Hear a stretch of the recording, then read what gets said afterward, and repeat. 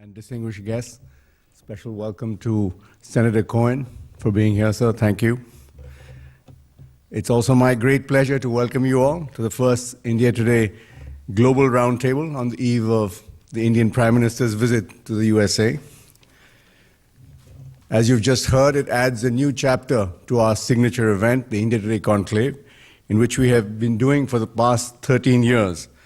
And every March, we have hosted some of the finest and the best of America. Bill Clinton has been there, Al Gore, Hillary Clinton, Henry Kissinger, James Cameron, and many other luminaries. I'm therefore delighted that we've made this small beginning here in America in collaboration with two very distinguished partners, Brookings Institution and the India's leading industry association, Confederation of Indian Industry, CII. I thank you both for your support. We're going to spend the day discussing almost every aspect of the Indo-US relations with leading lights from both countries. There couldn't be a better time. India is on the cusp of great change. After 30 years, we have a single party with an absolute majority and a mandate won on the promise of development. Fortunately, it is headed by a Prime Minister with a clear vision for economic renewal. That too, a vision not held hostage to Nehruvian socialism, but a vision of good governance with minimum government. Probably for the first time since independence, there's been a shift to the right in India's mindset. There is hope now that the Modi government will control our overbearing bureaucracy and release the great entrepreneurial energy of our country and get us on the move again. By all counts, it's a daunting task to streamline an economy full of distortions, an economy which has been a victim of the competitive populism that has been practiced by our politicians for many decades. Meanwhile, Prime Minister Modi is reaching out to the world, as can be seen with his recent engagement with the leaders of China and Japan. In the light of these meetings and his economic vision, his visit to America assumes even greater significance. India-US relations have a long and complex history with many twists and turns. Bring up the subject of India-US relations and there will be as many prescriptions as there are speakers. But everyone is guaranteed to be agreed on one thing. It is a relationship that has consistently failed to realize its potential. India and the US have been variously called estranged democracies, impossible allies, and natural allies, which was coined by our former Prime Minister Atal Bihari Vajpayee. President Obama, while addressing the joint session of Parliament, put it as the interaction between the world's oldest democracy and the largest democracy. The truth is, there's always been an element of ambivalence in India's attitude towards America.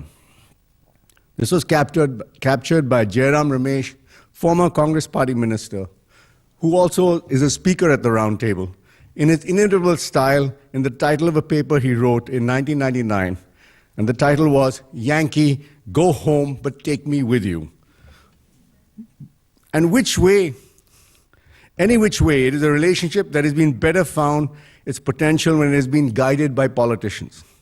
Their more graceful and indeed gracious touch has been needed to get this exceptional engagement out of the diplomats' dreadful adherence to reciprocity.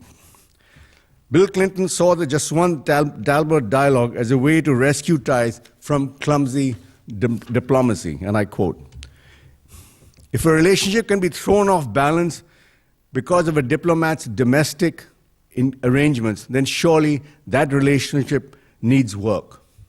Ashley Tellis, a very well-known and respected commentator on Indo-US affairs, has recently put it quite bluntly, and I quote, "As things stand, the US-Indian strategic partnership is in a rut." It'll be interesting to see how our American guests at this inaugural India Today Global Roundtable see it, and what they'd recommend DC to do to get the relationship back to a good groove. In fact, most of India's other bilateral relationships have been driven by state-determined strategic requirements. In this regard, the relationship with the US stands apart. In many areas, it has been led by non-government popular energies. And once again, over the course of the day, we would like to hear from our participants on how the non-government stakeholders, businessmen, students, academics, the diaspora, can pull the government back on track. It is ironic that the India-US strategic relationship got serious attention with the last BJP-led government after the 1998 Pokhran tests and the resulting sanctions as documented in Strobe Talbot's book.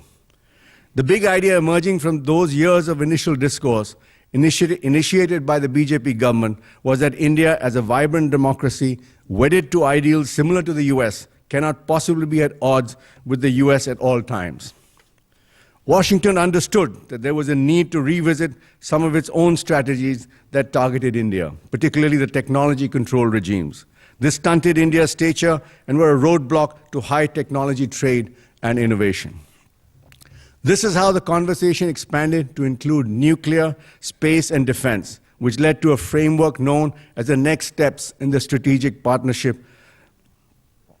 in the last days of the Vajpayee government. Prime Minister Manmohan Singh took this forward and concluded the game-changing India-US nuclear deal. Yet the transformation of this great political initiative into robust economic cooperation in these fields was successfully thwarted by naysayers in the systems on both sides. The civil nuclear liability is the best such example. Clearly, the fresh political capital is needed to bridge this yawning gap between potential on the ground and political synergy on the top. That apart, one can still see the challenge and romance if this relationship as mutual respect for each other's exceptionalism. President Obama put it most eloquently and succinctly when he said to India's parliament, and I quote, "Even as we honor the histories which in different times kept us apart, even as we preserve what makes us unique in a globalized world, we can recognize how much we can achieve together."